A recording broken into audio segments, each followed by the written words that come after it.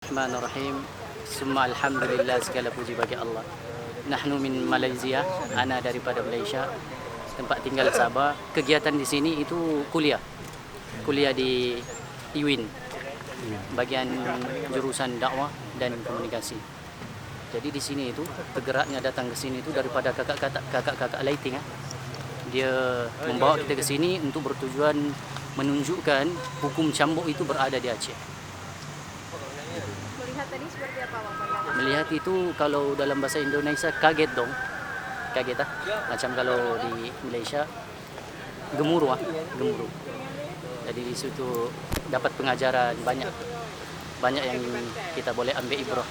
Terutamanya hukum Allah ni kena ditegakkan, khususnya di bumi orang Islam, majoriti orang Islam. Menurut Abang area publik sudah sesuai untuk melihat Republik tu apa tu?